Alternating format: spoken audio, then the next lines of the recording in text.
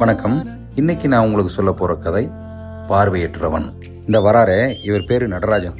ஓய்வு பெற்ற அரசு அதிகாரி. மழை பெஞ்சா கூட பார்க்குக்கு வர தவற மாட்டார். குடையை பிடிச்சிட்டு வந்து 10 நிமிஷம் இங்கே உட்கார்ந்ததான் அவருக்கு அந்த நாள் முழுமையான நாளாக தோணும்.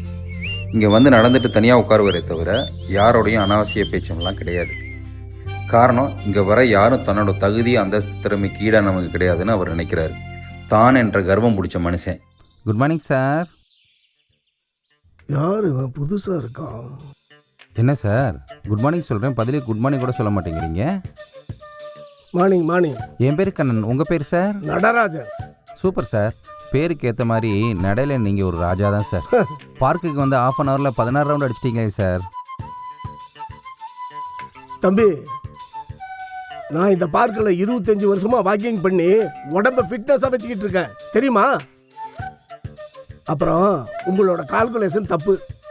16 ரவுண்டு இல்லை, இன்னைக்கு 17 ரவுண்டு. நீங்கள் என்ன பண்ணுவீங்க? உங்களால் கரெக்டாக சொல்ல முடியாது. It's okay. ஏன் சார், நான் பிளைண்டுன்றதுனால அப்படி சொல்கிறீங்களா?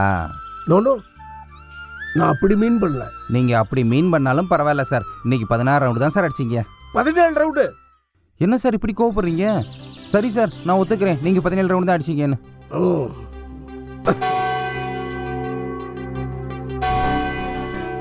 சரி சார், மணி 8 ஆயிருச்சு.